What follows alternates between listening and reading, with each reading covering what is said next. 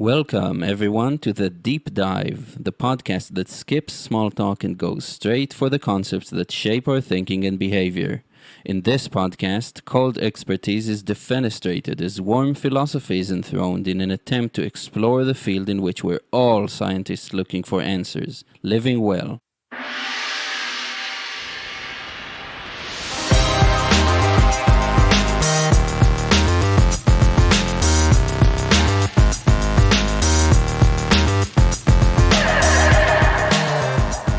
Hello world, welcome to another episode of the Deep Dive with me, Eyal Shai.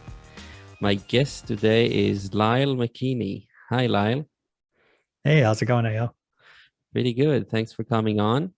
And would you mind telling us, we're ready, tell us what we're going to discuss today. Yeah, so I wanted to talk a little bit about the concept of vulnerability.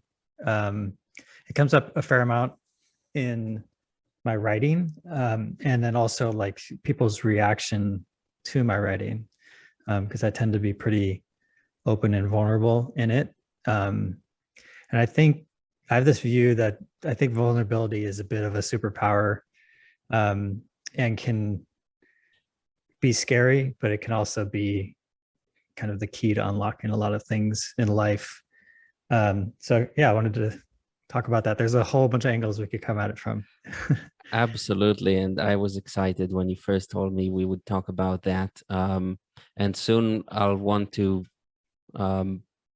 get your origin story and relate it to the concept at hand. But I also want to say that vulnerability today, I have heard a number of people, including top podcasters, kind of now voicing this mantra that, lead with vulnerability.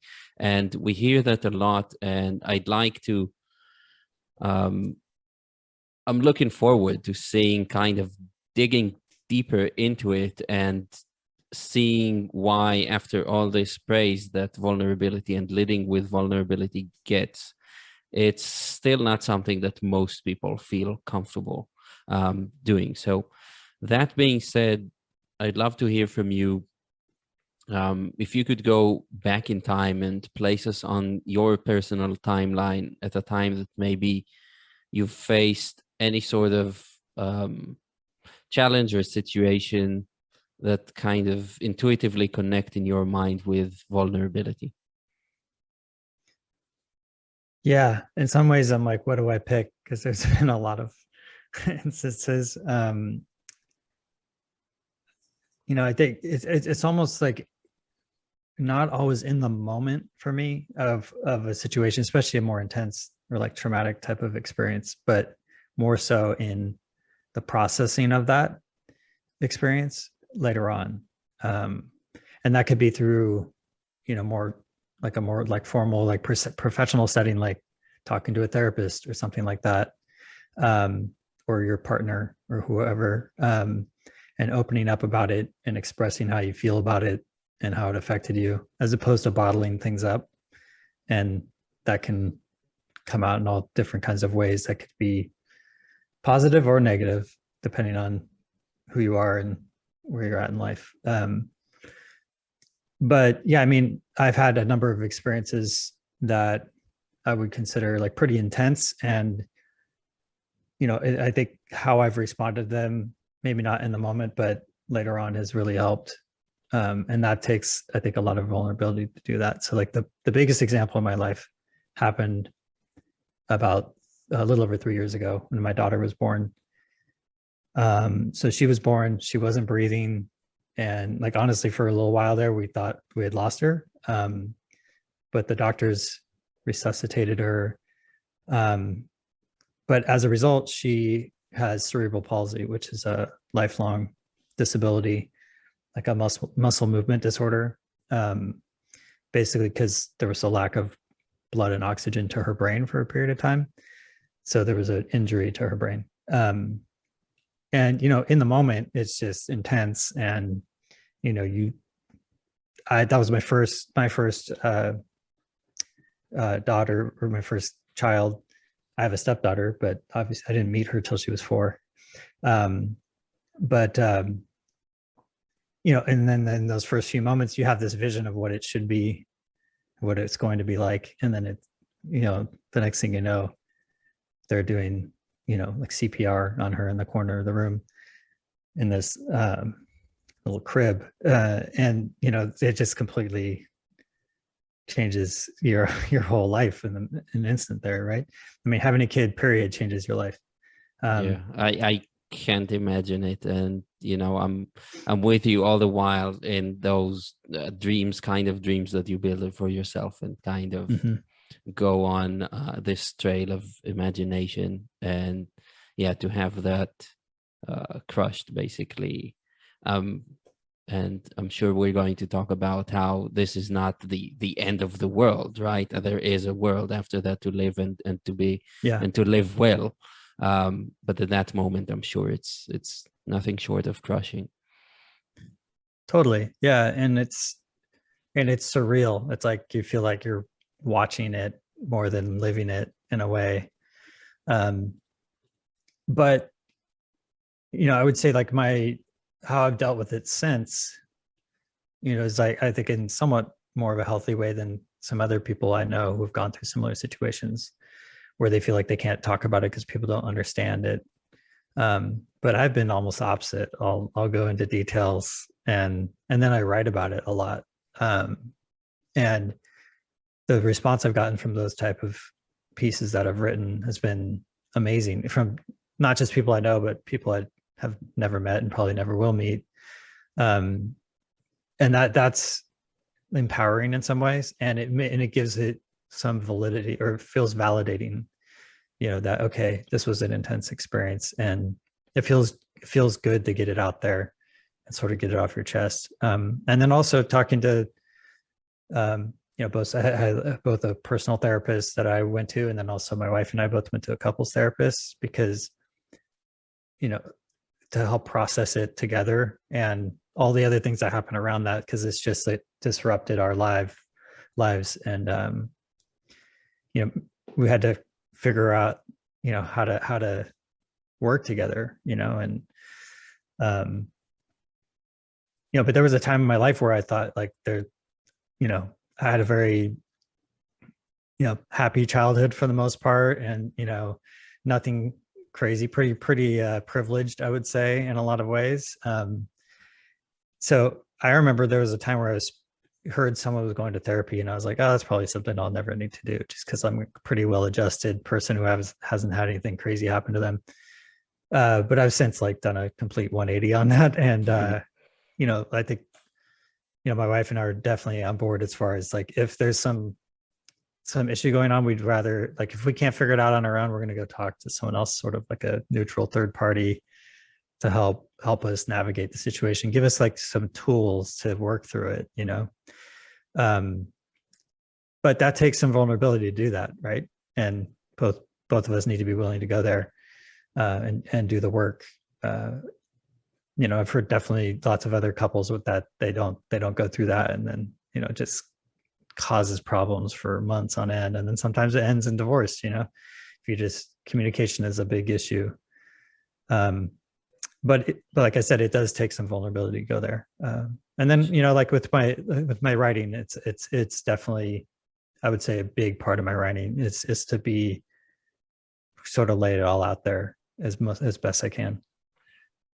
Yeah, and this brings so many thoughts to my mind about the concept of vulnerability, because first of all, when it comes to actual real life, not what we say in words and what we project to the outside, we're all vulnerable, whether we like it or not, rather, right? Whether we're going to announce to the world, hey, I'm vulnerable, or I'm going to say to the world, I'm invulnerable. At the end of the day, really, as people, everything can go wrong for us at any point. And I learned that early in life. So it's kind of interesting to see how people say lead with vulnerability when we already are vulnerable. If we just spend one moment thinking about any person in our life, they are vulnerable, whether they say it or not. And you learned it in this instance, this 3 years ago, you learned it in a very real way that you were vulnerable to begin with. So really what we're meaning when we say lead with vulnerability is the fact that we're admitting that we are vulnerable, right? And I wonder why most of us are vulnerable, but don't like to talk about how they vulnerable. And yeah, so I want to get your thoughts on that. If you've noticed anything, what do you think causes people not to admit what is actually quite obvious if given a minute of thought? Well, I think part of the reason is because it's scary. You know, it's doing that pardon the call back to your podcast name, but the deep dive into your psyche, right? It's like what's really driving what you're doing or what you're feeling. Yeah, that's not easy. It's easy to say like, oh, be vulnerable, and like that's how you're going to help process things or like be a better person in the world, but it's not easy to do. When I write, I'm always trying, and I don't always do this, but I'm always trying to go like a level deeper as much as I can. I got some great advice from a writing coach a few months back that's helped me think about this, because I'd written something in a piece about it was like a chapter from a book I'm working on where we were in the hospital and my daughter was intubated, right? So, and I said this line, something like, because it was the second time, I think it was the second time that she'd been intubated. And I said something like, no parent should ever see their child intubated once, much less twice. That's like a line I had in there. Yeah. And it's like, that's kind of an obvious statement. In his advice, he goes, I could write that and literally no one would argue with me. Everyone would say, yeah, that's true. He's like, but you were there in the room. I was there in the room. And he goes, what was that like? So get into the specifics of your situation that no one else could know unless they were there in that room. And that's where the vulnerability comes in, right? It's easy to say this sort of blanket statement. That's kind of a universal statement, right? But it was harder for me. Like I've since changed that part to be more about like using it maybe sounds a little brutal, but using like this visual imagery of like seeing a tube getting shoved down my daughter's throat, basically, right? Because that's what happens when they intubate someone. And she was only a couple days old, and it's like not something I want to like relive all the time, but I think for the purposes of this piece of writing, it makes it more memorable and makes it also helps me process it more. Like I can think about that situation. I know I'm not in that now. There's no risk of her necessarily having that done like tomorrow or something. But it helps me to kind of like also get my readers into like how I was in that moment and what I was experiencing and feeling. So I get into what it physically looked like, what the room was like, sort of. There was a bit of chaos going on there was lots of nurses and doctors in there. And then what that felt like for me, which when you're in that moment, it's very hard to process those feelings and like, even what I physically felt like, not even just emotionally. But now looking back, because it's been 3+ years, I can write about it and be a little bit detached from it, but also still, I think it helps me appreciate what we've been through. And I think that's like a huge part of vulnerability. It's just understanding what you're dealing with, Appreciation is something I'll want to come back to. And it really sounds to me, now that we're talking about it and examining this, it really looks like this whole vulnerability, being vulnerable in speech and being honest about things, it's it's really about us facing something that we don't want to face, right? Because, like I said, the vulnerability is there, whether we like it or not. But we go to such lengths as to not face the kind of dangers that we know deep down are out there, but we don't want to come face to face with. And we somehow think that if we're going to close them off by not talking about them, not expressing them, then maybe they won't happen, which is something I think becomes impossible when you go in a situation like that. Or, when I wake up one morning and my father has to tell me that my mom just won't be there anymore. And that just brings truth right into your life. And I'm wondering why the effect is so strong when it comes to other people, why it actually, in the end, if you've gone through this thing and you're sharing your thoughts and your feelings about it, how come it lets so many people actually open up, be there with you, send you these letters of gratitude or appreciation that you've managed to touch them in this way? And it's almost like they're waiting for you. That's why it's called lead with vulnerability, right? They were waiting for you to do it. Like they wouldn't take the first step, but now that you've stepped forward and you're saying, hey, vulnerable person here, saw this firsthand. We're very fragile. Everything is fragile. And then they're jumping in and they're happy to share this with you, their emotions and feelings, possibly, but just happy to be in that same boat, and enjoy it. And it's just really interesting, the whole dynamic that makes it rare. Like, why aren't we doing it more if we already know that this is what's happening? I don't know. It's fascinating to me. Do you have any thoughts on that? Well, I mean, what comes to mind first of all is we're all just really busy, right? So it's we've got bills to pay, we've got kids to take care of, we've got, maybe parents that are, like nagging us or whatever it may be, or they're sick or something. Who knows, right? Like, could be any number of things that are going on in our lives at any given moment. You have to just keep moving. We have careers, we have family, we have whatever. All these things are vying for our attention. And like I said before, doing this examination, this being vulnerable with yourself, and then maybe even being vulnerable like out in the world with writing or whatever, is hard work. It's not easy. So it takes time. It takes a lot of mental, it's taxing mentally, and so it's easy not to do. But the thing is, if you keep sweeping it under the rug, it's going to fester, especially if it's something very intense, and I don't necessarily think everyone should write a blog and put it out there in the world, and get, to try to get that feedback from other people. I personally like doing that, and I think it's been very beneficial for me.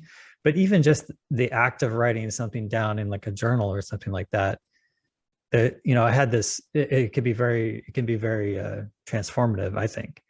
And I had this piece that I wrote called "I Broke Up with My Therapist," because I'd been seeing the guy for a while. I started seeing him maybe like 4 or 5 months after my daughter was born. But then, through a lot of work I did with him and then other things, we got to a place where it was kind of like each session felt like it wasn't really helping that much. And so, I said to him, I think I'm kind of thinking about like stopping for a while. And he goes, "Oh, I was wondering when you would bring this up," because he was kind of feeling the same thing. Mm-hmm. But we were talking about my writing, and he said he noticed a huge change once I started writing, and then also publishing it publicly. He's like, there was just like a very clear change in you, and like I was able to kind of write through a lot of the stuff that I would talk through with him, right? And he said this line is something like, he's talked to other therapists, friends of his and colleagues or whatever, and they say sometimes writing can be better than therapy in their mind, because it's just you and the page, and you don't have to show it to anyone either. You could burn it after, it doesn't matter, but it's just about getting the thoughts out of your head. There's that other concept, morning pages that people do, which I did for a little while, but that was a number of years ago. But the idea of just getting whatever thoughts that are racing through your head just out onto the page, there's like a therapeutic benefit to it, right? And that can allow yourself to be a little bit more open and vulnerable with yourself, which is the first step to any of this, I think. So I think kind of going back to your question, it's hard, I know people think of journaling or even the morning pages thing as like, oh, that's something I should do. They talk about it like going to the gym, oh, I really should get back to doing that. Oh, I should get in this habit. Right.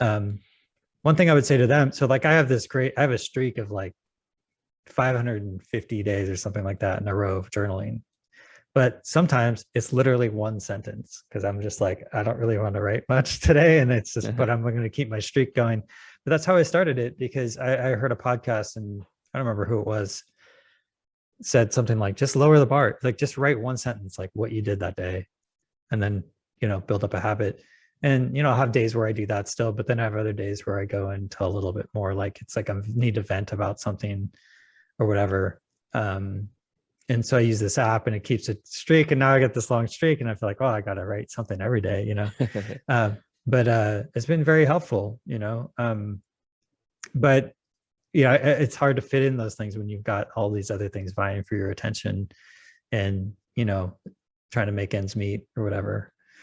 So I think that's probably the root of it, just purely a time thing. And then also just like it's mentally taxing, and it's not easy to do,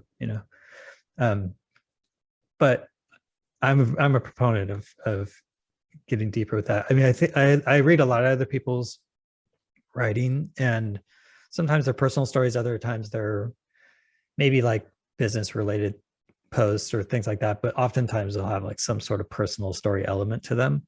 And I feel like I'm constantly like, get more specific, dig into this more, tell us like a really good anecdote that illustrates this. It's just really easy for people to go more general, but because it feels very like, oh, this is a universal truth everyone can latch onto. But oddly, the more specific you can get, the more it's going to resonate with people. Yeah, I'm with you. I mean, 100%. This podcast, I don't really brand things, but I do put it in the genre I invented myself of warm philosophy, because we could talk about vulnerability as if we're mid 3rd millennium BC Greeks, about the meanings and where it comes from, and and sometimes, and I do that too, so it's still philosophy. Like, it's interesting to me that the word comes from vulnus in Latin, which is wound, and being able to tell everyone that you can be wounded, okay, or something like that.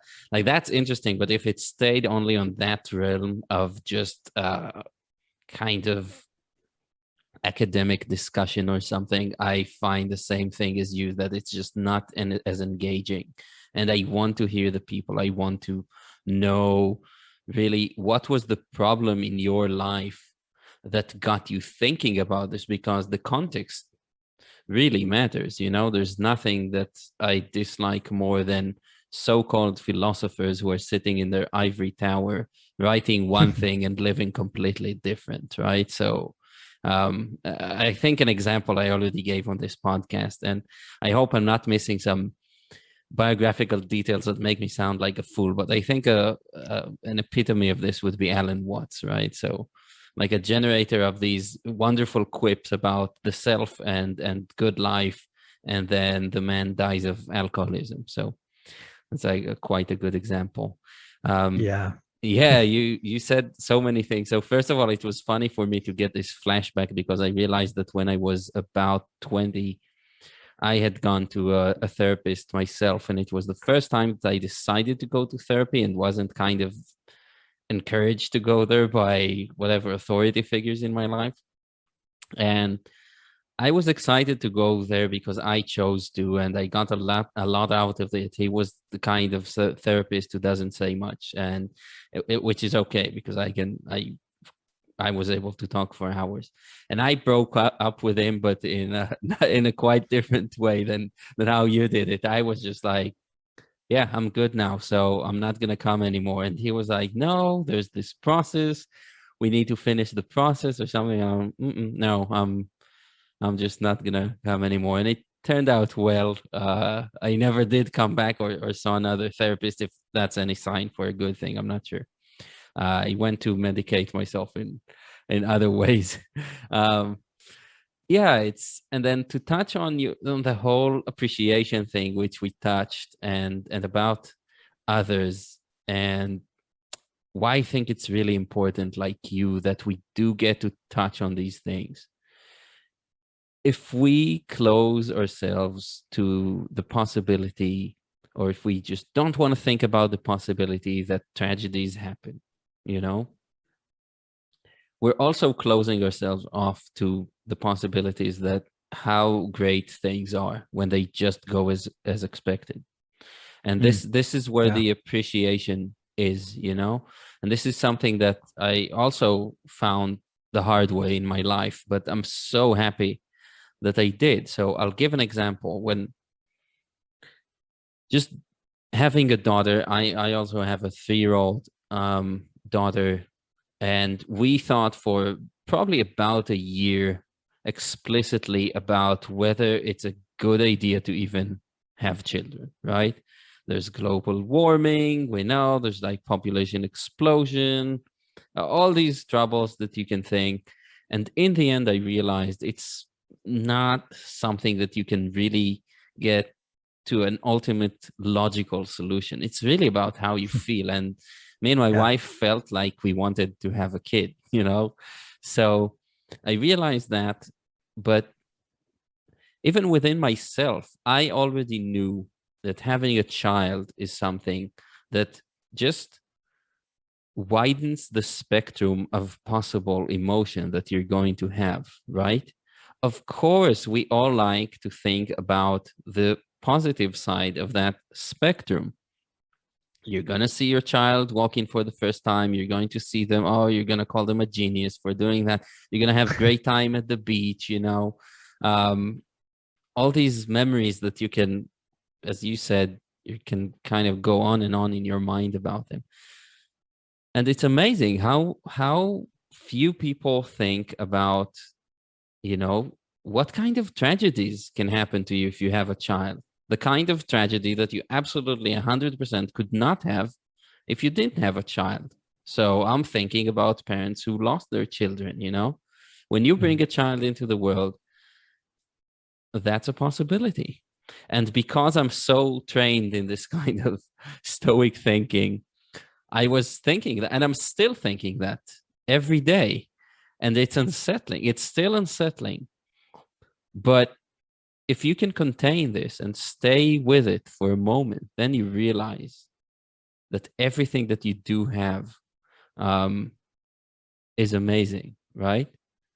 And another thing is like, and I'd like to hear from you also about the continuation past this huge event that you didn't foresee, that was net negative at the time, especially at the time when you experience it. But then it's also amazing how many times people have to say to other people and to themselves, and how many times people find out that a bad thing happening to you could lead to new good things in the future. Um, yeah, so I want to hear a little bit about how being vulnerable and writing about it, and also within yourself, how did that make things better? And do you have this message that, you know, life goes on and there's still good things to be experienced after a trauma? yeah, absolutely. I think I mean, thanks for sharing your perspective with your daughter, because I honestly, I wish I had that mindset a little bit more before she was born. I wrote something to that effect in the form of an advice column piece. It was a friend of mine who was about to have a kid, and he asked me a question. And I said, "Hey, I'm thinking about doing this advice column thing. Can I start with your question?" And he said, "Yeah." So, I basically said exactly what you said, which is just sit with the possibility that something could go not well. And don't dwell on it, don't ruminate on it, because that's asking to like get depressed about something. But just sit with it for a bit and go, okay, if that were to happen, how might I react, or how would that feel? And so then you're maybe just a little bit more prepared for it if it does happen, right? Whereas I was completely blindsided. I mean, I was basically, we had our daughter on, it was a very, very early Monday morning, but it was like literally the day before, my wife was like at the pool swimming with her swimming group that she swims with on Sunday mornings. And we had gone to the doctor on Friday, so a few days before. And the doctor said like, I wouldn't be surprised if she comes a little late. The due date was exactly on Monday. She was born on her exact due date. He's like, it might take a little bit longer, but everything looks good. So it was like really no indication whatsoever that anything was wrong. And so, you're just going in thinking like all these positive thoughts of like, oh, this is going to be amazing. And, the typical like, best day of my life was when my kid was born type thing, but I don't know if I would say it's the worst day of my life, but it's up there. Right. Understandably so. Yeah. Yeah. But at the same time, it's weird. It's weird because it is a very difficult, traumatic day, very long, traumatic day, because we were up very early in the morning. But, now we have my daughter who, it's like the person I probably love most in the world and like would do anything for. So that came from that traumatic experience, right? But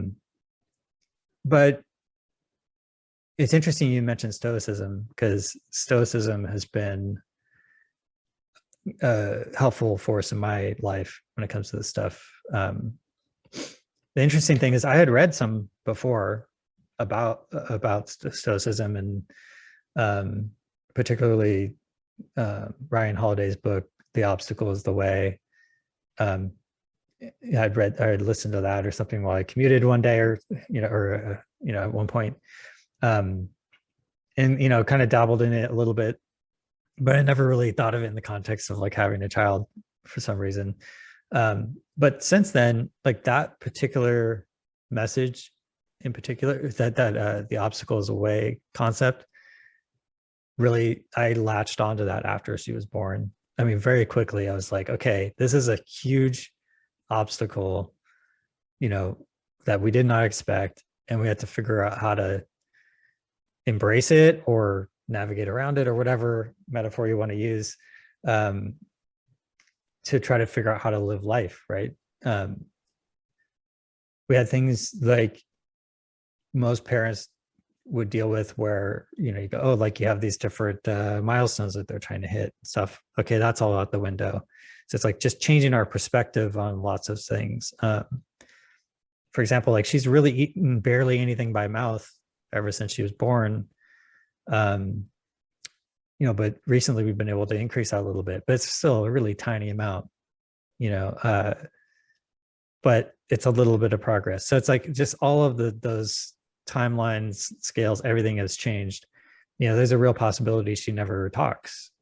She's not verbal. She can make lots of noises and she can be very, very loud at times, but she can't form words right now.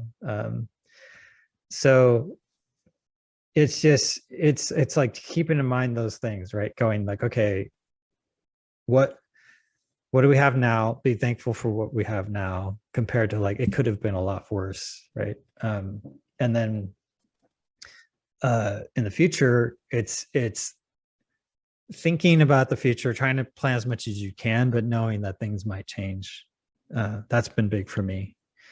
there was a time where I remember my dad said, this was probably about a year ago, maybe a little bit more, but he said something about like we might have to like retrofit our bathroom to like put in like a hoist type system for my daughter because she can't walk or anything on her own. And I was like, I don't even want to go there yet. Mm-hmm. Like sure, we'll probably have to do something like that, but I don't really want to think about it yet. Um, that was sort of my knee-jerk reaction. But then I thought later, going, I probably should think about that, and like sit with it and go, there's a real possibility that I'm going to have some crazy contraption in our bathroom to be able to lift my daughter so she could take a bath or something, because as it is right now, she's like 33 pounds or something, and like that's getting pretty heavy with to carry her around to do anything. So I can can't even imagine when she gets a lot bigger than that. But it's good to think about and sort of sit with and go, okay, what might my life look like in a few years, or even much longer than that. Like there's a very real possibility that she has to live with us, basically her whole life. So it's not easy to think about. It's like I of course wanted much different things for her, but at the same time I also have to try to have this perspective, right? Like right now she's 3 years old. She's like very happy kid for the most part. She has her moments like any kid, but she is for the most part really happy, and she's always like smiling and kind of laughing and making different happy noises. She's aware of what's going on around her. She's able to interact with us, make react to what we do and things like that. And we have like amazing services in the area that we live in to help her with like physical therapy, occupational therapy, things like that. So it's like having all this perspective is a big part of that vulnerability, and that like thinking about these things more deeply and not trying to just sweep it under the rug and not think about it. For sure, for sure. Yeah, I'm really happy to hear that about her, and it also gives you a sense, I think, a better sense than most people have about what living well means, because you now realize that as long as she has the capability to be happy and to live well and be cared for and be surrounded by love, then that is infinitely more important than some of the things that totally able people can achieve, and just knowing that this is possible and seeing her smile, that's, I'm sure, the biggest relief in all of this, that at the end of the day there's a person there that I love who's totally capable of understanding that, accepting this love and loving back, and that is the most important thing.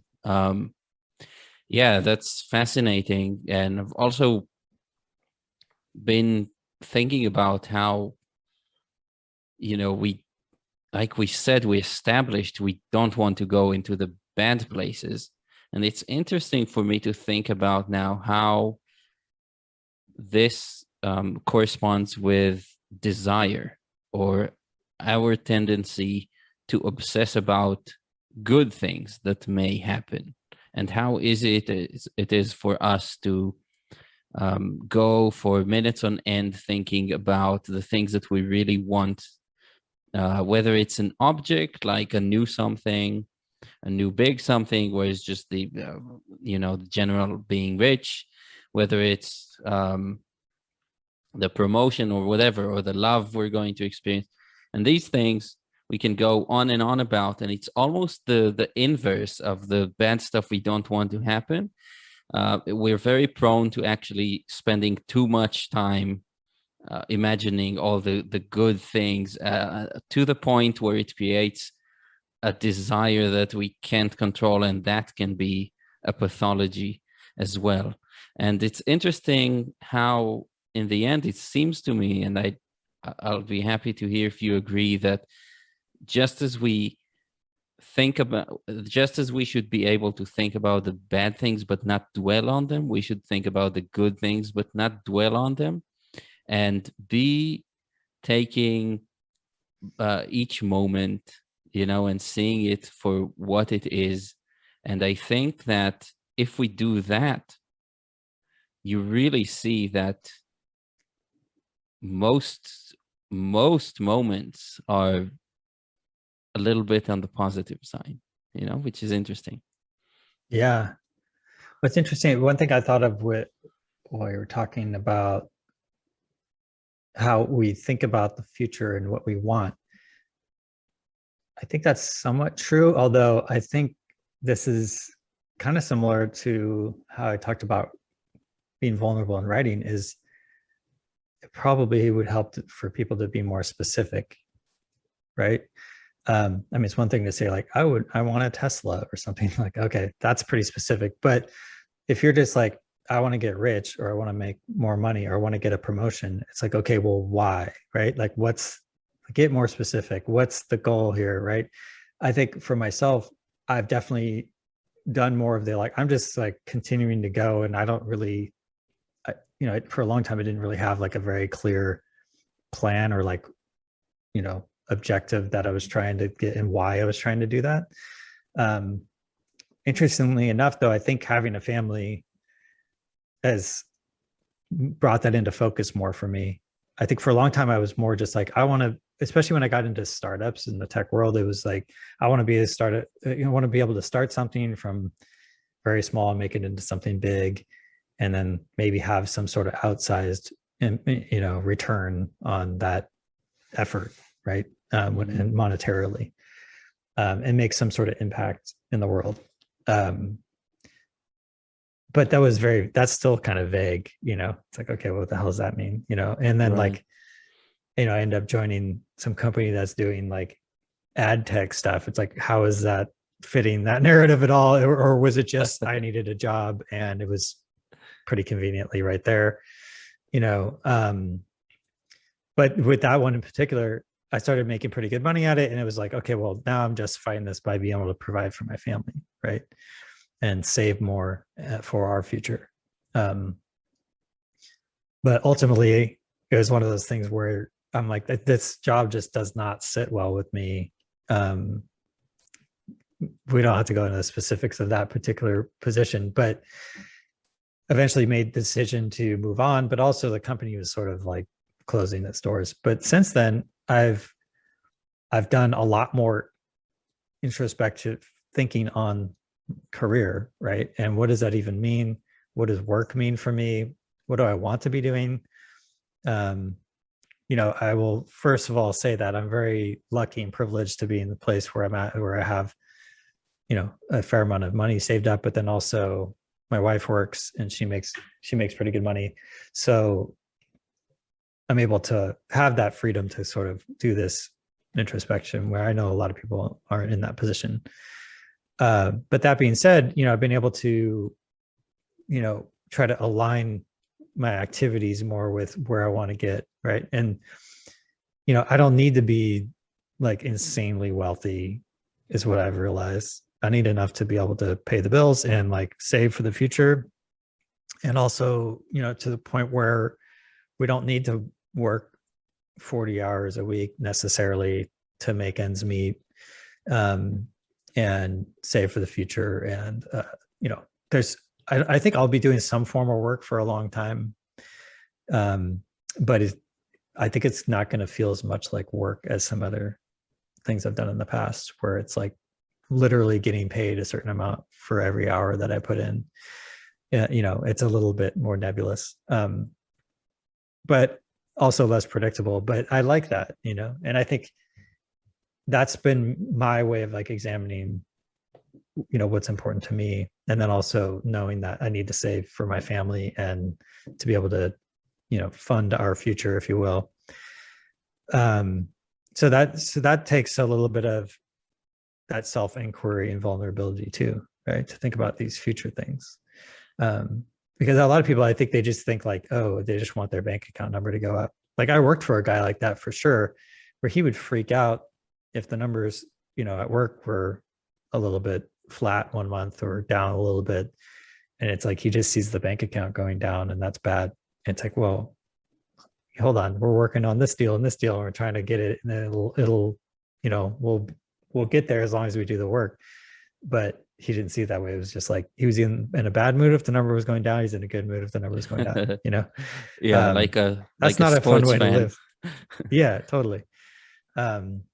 So yeah, but there's a funny story with this guy, but I remember he was complaining about the numbers one day. I was on this call, and there was all this noise in the background, and he's like, "Oh, sorry guys," and he's just complaining about the money, and then he goes, "Oh, sorry guys, we're getting our kitchen remodeled, so I'm going to move to this other room." And I'm like, "Okay, well, I guess the money's doing okay enough for you to remodel your whole damn kitchen. That's not cheap, So like, it was obviously there was like a misalignment there, right? So I imagine he could probably, it would serve him well to do a little bit of analysis on like what wealth means for him or whatever. But I wasn't about to go there with him. It's so much easier to quantify things than to qualify things, right? Because thinking about, if we speak about a concept like vulnerability, how do you quantify it? There's no way you can't measure vulnerability in numbers or make two vulnerabilities as concepts. There's just one, and you have to qualify it. And it's true with any concept. I think that you're totally right about having these privileges, and I share them with you, of just not being in a very tough financial spot or anything like that. But these things should be given to us as tools at the ages where we are all going to school, and it's kind of, we're being disappointed by and we don't know it maybe, but we're being let down by the system and our parents, our main educators, who are not giving us the tools to just do it earlier in life, to think about these things and think through the chains of things. What do I mean by chains of things? We usually think a new something is good, right? And we miss the fact that the good is what is fitting. This thing that is good for something. Well, it turns out that these things that we usually chase are hedonic, right? So they are good for giving us a peak of pleasure at that moment. But life is a long game.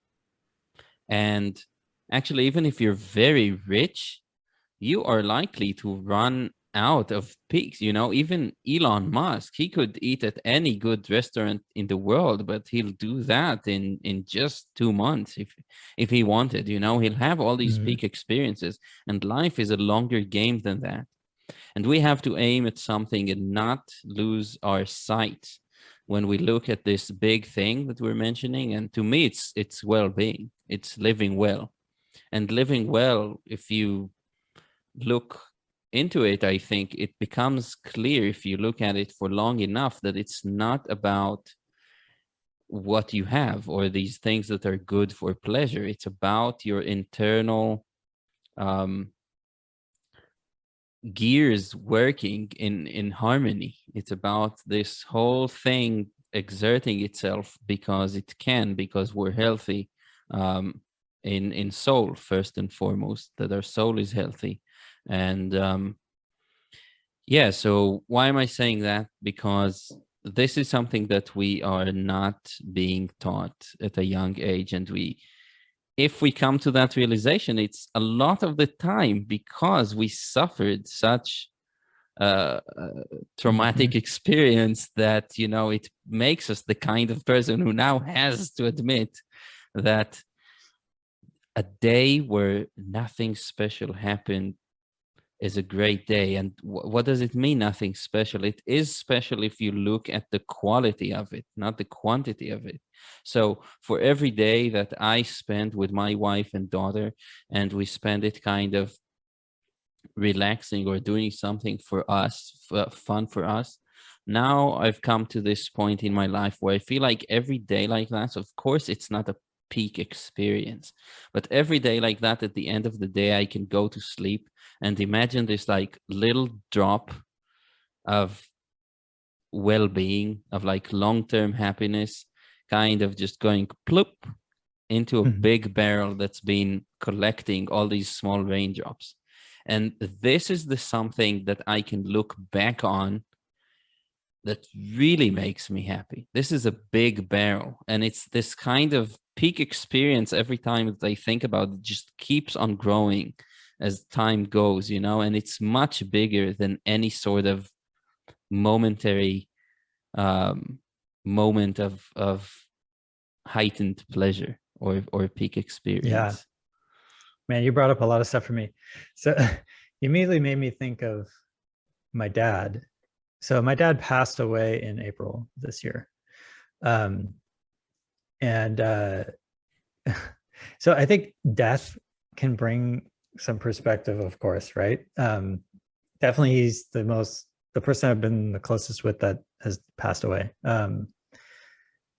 So my dad, he was, you know, like any parent, you know, relationship could be complex in different ways. But I remember, so he grew up without much money, you know, I think for most of his childhood. And I remember he told me a long time ago, he said at one point he made this, not like a vow, but he sort of said to himself, like, I'm going to work my ass off so I can have like nice things. And because like when he was young, he didn't have much. And, you know, they were struggled to, you know, get like basic things at times. So, you know, he would get the nicest car and the nicest like suit or whatever. He was a real estate agent, and, you know, he would justify the new car every few years because, oh, I have to like take clients around in it. I have to have a nice car. And I'm like, okay, well, that seems like an excuse. But, you know, I grew up in that environment where it's like he would go, oh, if it's the most expensive, it's probably the best one, that kind of thing. Right. Mm-hmm. And he, you know, he didn't do good every year, but because the market fluctuates or whatever, but for the most part, he did very well for himself. And he could afford that sort of lifestyle. You know, I very much not like that, but there was a time when I kind of was more like that, where I'd buy more things. I would be spending more money. I would, yeah, like you said, sort of try to fill any like, yeah, or like have these like little moments of like joy because I got some new thing or whatever. And, you know, like there was a time, even when I was in my band years ago, and I had like 4 bass guitars, and each one was like $4,000 or something. I mean, I don't have to pay full price for all of them, but because I had this like endorsement deal, but still, like they weren't cheap. And I'm like, do I really need 4 of these? Like I thought that later. So, you know, that's like a little example, but, you know, even so that was so ingrained in my dad, like his whole life. And I don't think he ever realized like, this is not really bringing him the joy he thinks it is, you know, getting the new iPhone every year or whatever it was, you know, but like even up to like the week before he passed, he was buying like different accessories for his Apple Watch or whatever, like different things. And then, you know, getting stuff from my mom and things like that. So he was generous in that way. So it wasn't always about him, but, you know, like there's like packages that arrived after he passed, you know, that my mom opened that he had bought, which is a little weird. And it's just like to his like final days, he was still just like, you know, running up the Amazon bill.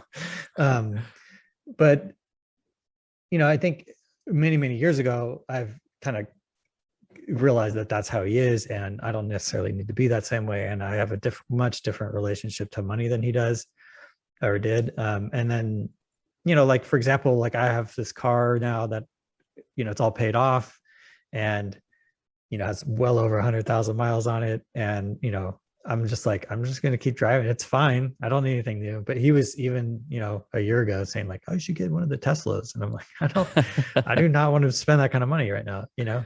So it's just different priorities, right? Because I'm more in the camp of like, I don't want to spend the money now because I want it to work for me and accrue interest so that I don't have to work as much in the future, right? I've started to think of money as more like units of time in a sense, right? You go, okay, if I spend this much money, that's like I have to work that much more in the future, right? Or Yeah. that extends my retirement date out further, right?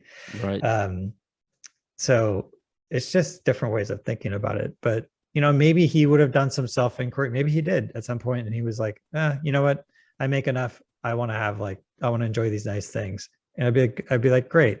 If you did that self-analysis and you realize like these aren't gonna like bring you the ultimate happiness, that's great. And maybe he did. I don't know. We never really talked that deeply about that type of stuff. But I think even him, he would recognize though something that you said, where ultimately it comes down to these smaller experiences, and then not just for yourself, but the people around you, and your family, those you're closest with. Those are like the things that you remember. We I was this weekend, we didn't do much as a family. We just kind of hung around the house, and then yesterday we went on this like longer hike type thing, about an hour away from our home. And it was just like nice to spend time with my family. It wasn't like you said, like some peak experience. We didn't go skydiving or something, like not, we didn't have some crazy experience, but we just were together and got to spend time together. And like those are those moments that really matter, right? And I think my dad would agree with that, even though he did like a lot of material things. But definitely, like I had that realization after he passed, especially like helping my mom organize different things, like get rid of stuff or sell things or give it away or whatever. Just realized like how much stuff he had accumulated, and ultimately how little it matters in the long run. These material items that we sometimes covet or really like have this like strong desire for, whatever they may be, right? Like in the end, they're just another inanimate object. Absolutely. And yeah, it's interesting because just this story of your dad just shows, you say he was trying to, as are we all, to some extent, trying to, we have desires, we have wants, which literally means we're lacking something, we're trying to fill this with something whenever we want something. And it's really about seeing what you have and recognizing it as a net positive and not needing anything on top of it. So what I'm saying is like highlighting the fact that maybe had your dad, and again, if you know the nice things for what they are, that they are just nice, but you don't kind of get hooked on feeling that you must get the new stuff all the time. But if you just look at how good the small things are and how they are accumulating, then you just don't have this hole that you need to fill, and it's easier to even think about something big that you want, but then you have this, in my case, it's my barrel full of drops of happiness that are just days where I just got to spend time with my people. And also, it's really interesting that this type of big thing, like my barrel, is not built with anything that has monetary value. What builds it up, what builds this type of wealth are relationships, which, as you mentioned, you need time to form relationships that are stable, that are strong, to have these bonds. And they are seriously hampered if you are going to work for dozens of hours every week and exert yourself in that way. Then if you see your family for an effective, let's say, I don't know how many hours a week you can really be there with all your energy, like 20 max, probably less than half than what you spend at work.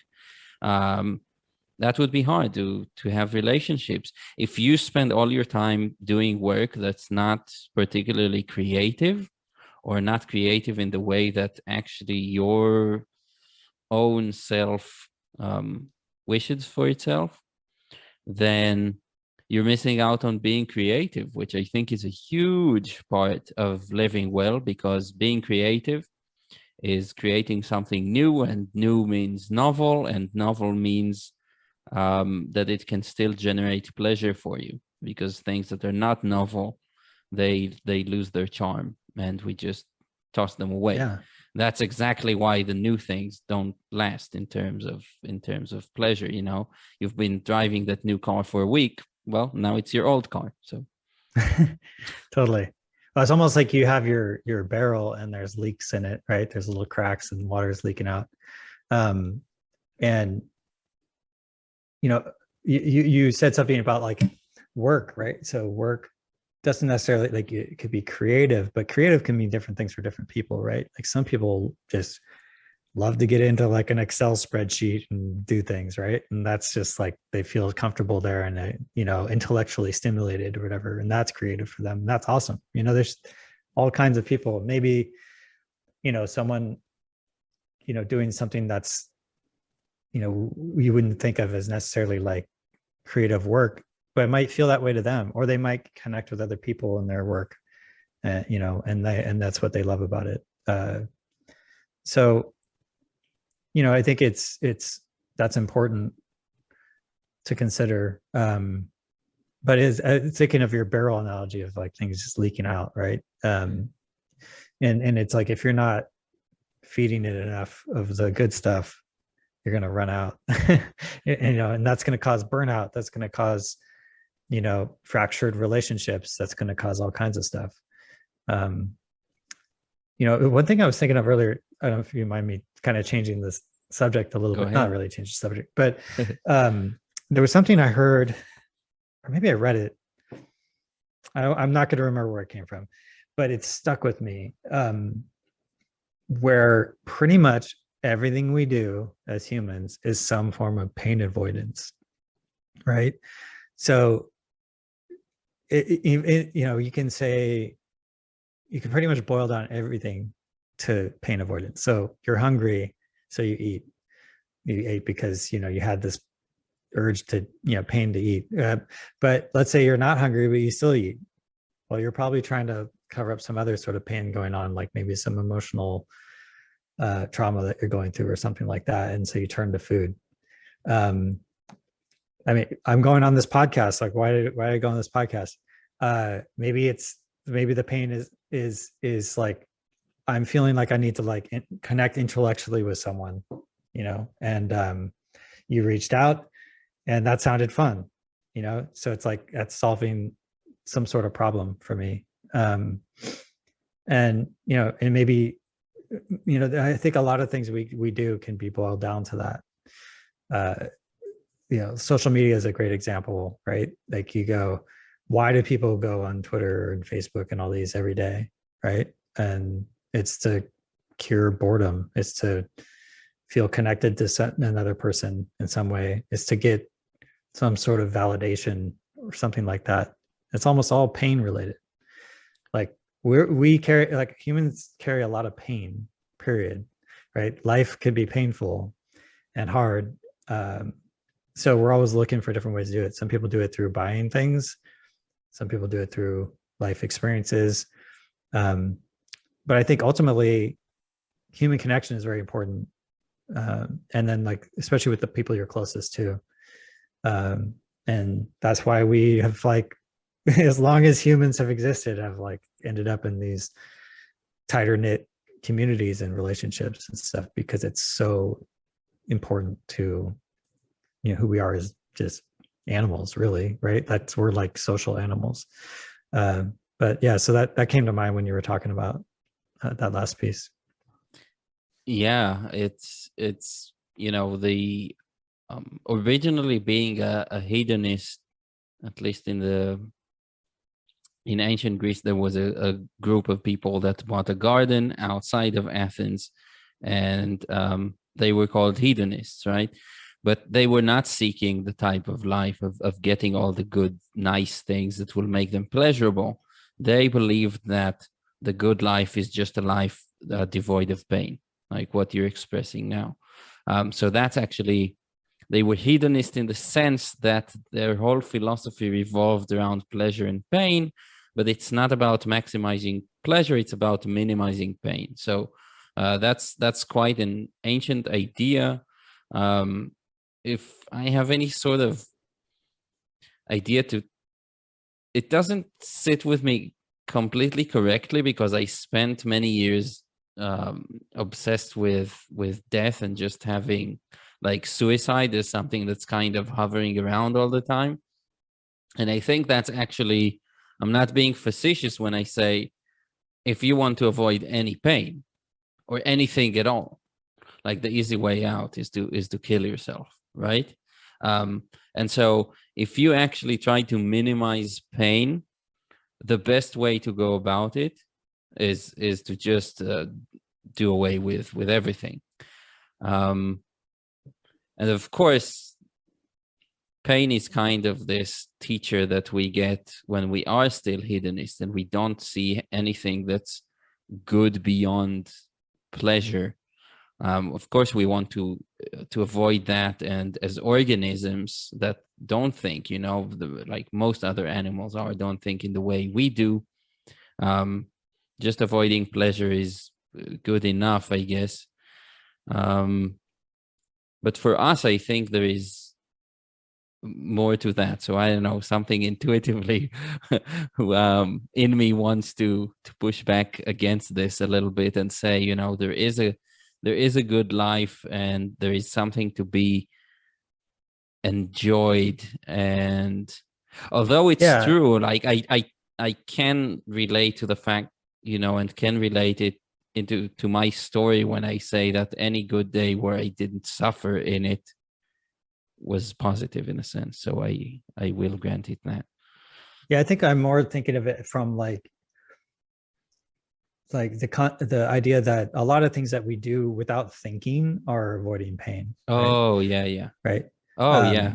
We're hedonists. Yeah. Yeah. Right. So, because I think some people will think like, oh, maybe they'll judge other people or they'll judge themselves about things they do. And they're like, oh, I'm always like doing the wrong thing or picking the thing that's going to make things hardest for me. And it's like, probably not. You're probably trying to avoid some sort of pain in some way, and maybe it just doesn't go the way you think, or maybe you weren't thinking it all the way through, or you got unlucky or whatever it may be, right? But I was just thinking of it in mostly, like these sort of default things that we do without thinking. Right? Oh yeah. Like, why do we buy certain things? We're probably trying to like fill some sort of void or whatever, or solve a problem. It could be, just make our lives easier or something. That's a form of pain, right? Like I have a dishwasher in my house. I could wash my dishes on my own, but I bought a dishwasher, which I spend a bunch of money on. Probably, I don't even know what it costs. Too much, probably, but that's so I don't have to like wash the dishes every night. Like that's a little bit of a pain avoidance type of activity. But I think when I heard that, it was mostly in the context of how we interact with things like social media, and how we sort of do it without thinking. Oftentimes we open up our phone, next thing we're on Twitter and we're like scrolling away, and 20 minutes have gone by and we're like, what the hell am I doing? Or you're like, I know I've done this, and I'm sure you have, or other people listening, where you open your phone to check something, and then the next thing you've done 4 other things, and you don't even remember why you initially opened your phone. Right.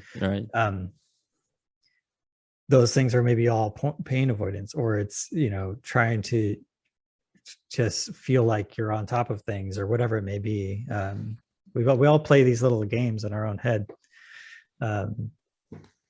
So I think, yeah, I feel like we've strayed a lot from the topic of vulnerability, but maybe talking about this as being vulnerable.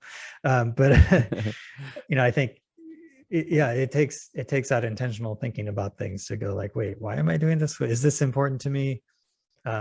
I do think with social media in particular, a lot more people are having that conversation with themselves and going like, how important is Instagram in my life, or whatever it may be, and prioritizing that a little, prioritizing the thought about that a little bit more to sort of analyze how important it is in their life. I feel like that conversation, people are talking about that more these days, generally, but which is, I think, ultimately a positive thing. But it's not easy. It's easier to just like go about your day and then scroll through Facebook and find something that makes you laugh, find something that makes you angry, whatever, and then just like stay in that habitual mode. But I think it does come from trying to solve something, right? Maybe you're trying to avoid something going on in your life that's difficult, and you're just sort of like, disassociating for the moment. Anyway, like I went on a tangent there. Yeah, absolutely. No, so yeah, first I do agree that we're all born hedonists because that's our way of survival. We're babies. We want to step away from pain, and we want our mother's milk, and obviously that's the most pleasure we get, and we just see them kind of dozing off with a smile on their faces. The little babies are just like, oh, hey, so we're definitely born that. And I think with social media, of course, there are many people that when they are left alone with their thoughts, it's torture to them. And I think it also comes back to novelty, which I mentioned. It's a way for us to seek that novelty. We're curious creatures who want to get a taste of something new all the time, and have our curiosity picked by things. But this is the faded replacement to creativity. So creativity, I think, is the ultimate way to spend our time. We want, which by the way, interestingly, means that we want problems to work on. You want to have problems in your one. And problem is interesting because I was going to say it earlier when you mentioned an obstacle, like the obstacle is the way. Well, problem in ancient Greek means something protruding, right? So either it's put forth in conversation to be discussed, but it can also be seen as an obstacle. And in any case, it's the thing you're working on right now. And you want to work on things, you want to be creative doing that. And that inherently provides you with novelty, which, if not present, you're going to seek in social media and things like that. And social media, it just happens to be that it's like empty calories, right? So it gives you a little bit of novelty until you zoom out a bit and you see that all this novelty that, were smaller oscillations, now you've zoomed out a bit and it's flat again. So you want to be exerting yourself to actually see these oscillations, even if you zoom out further, I think. So yeah, that's an interesting way of putting it.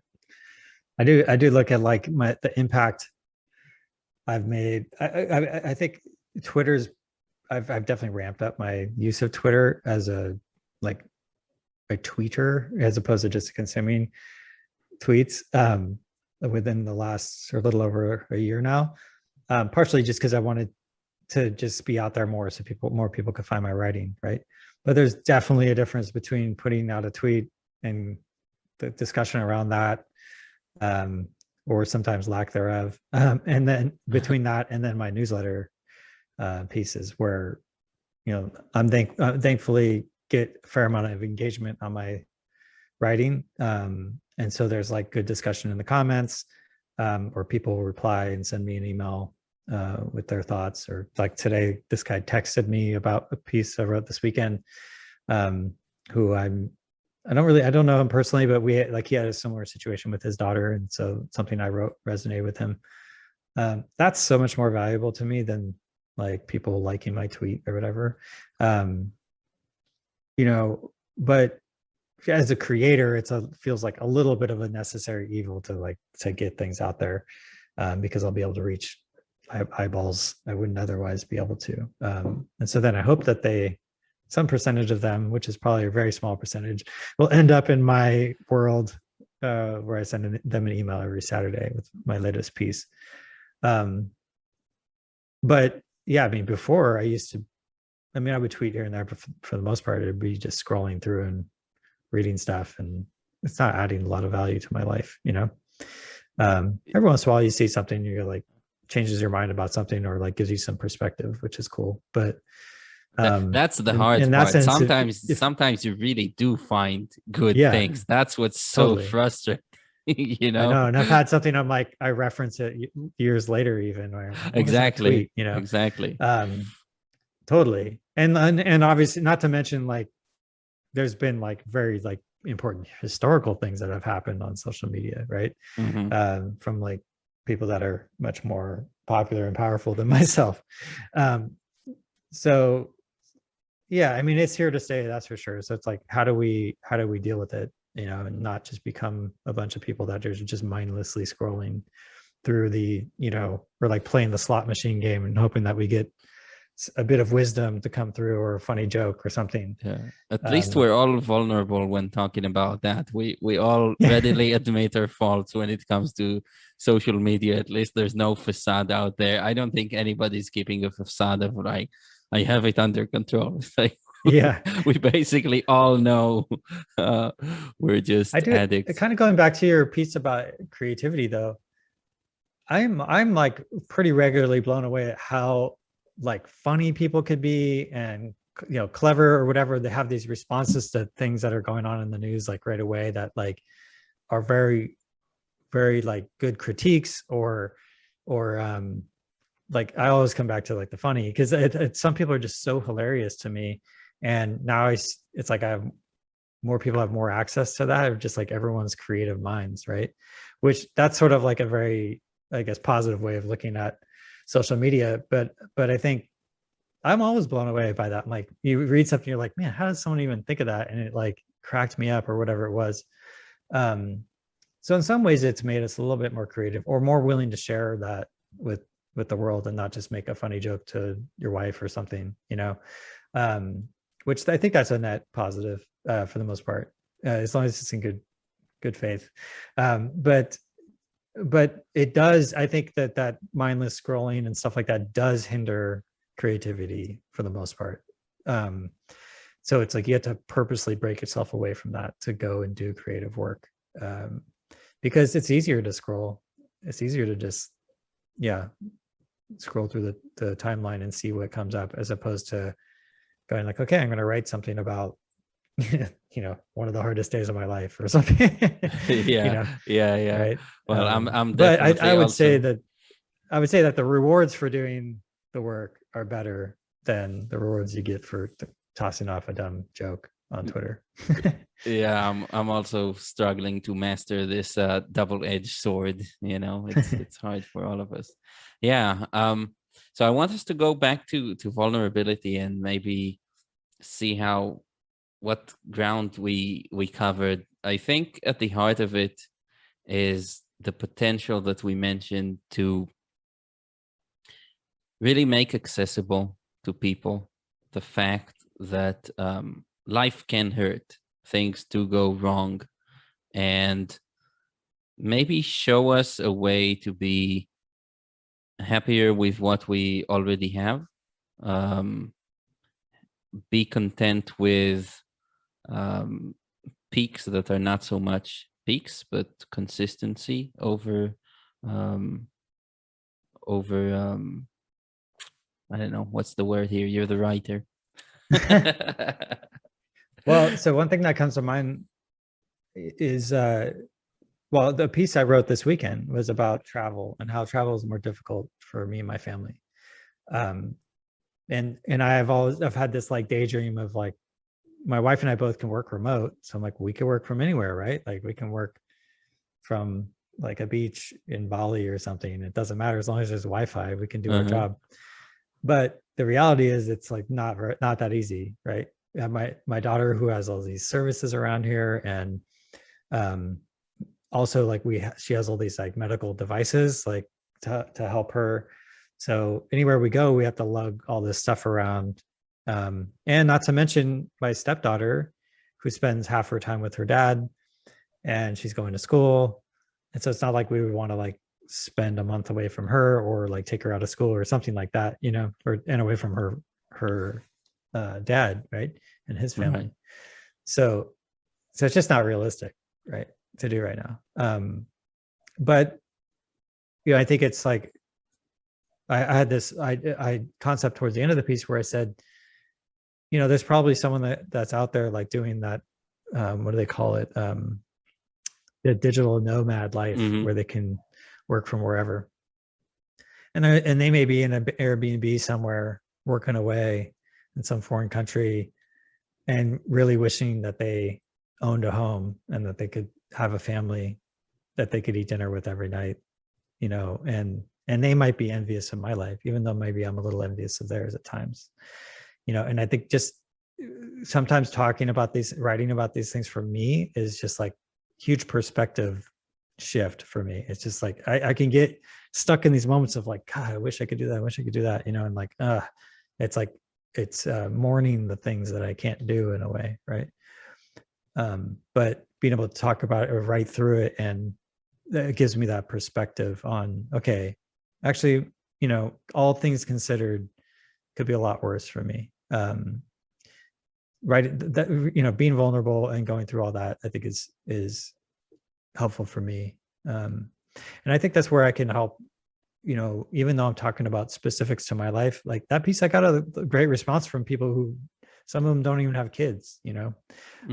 It's just like, actually I know a fair amount of them that don't, who commented, and it's not about having a kid. It's not about having a kid with a disability to relate to it. It's more just like, we all have these things of like, and the grass is greener over here, or whatever it is, right? So it's like that's sort of a universal human thing. So I'm tapping into that, but through a specific story where I'm getting a little bit vulnerable and putting it all out there about my situation. Yeah. Great. Well, I hope we were vulnerable enough for listeners today, and that universal takeaway could be found here. I dare say it could. So I'm so happy to have you here, Lyle, and thank you so much. And this would be a good time for you to tell people where they could find you. So if it's addresses, handles, whatever. Yeah, pretty simple. Lyle.substack.com is where I write everything. That's the advantage of having a unique first name and being early to these things. And then elsewhere, I'm Lyle McKeaney, or at Lyle McKeaney. So I'm sure you'll put that somewhere in the notes. But yeah, mostly active on Twitter compared to other ones. So you can find me there. But yeah, I would say the Substack page, my newsletter is the best place, because that's where I put my more fully fledged thoughts, and not just a bunch of dumb dad jokes that I throw on Twitter. Fantastic. Well, Lyle, it's been great, and thank you so much for taking the time and sharing your stories and thoughts with me. Yeah, it's great to be here. Thanks.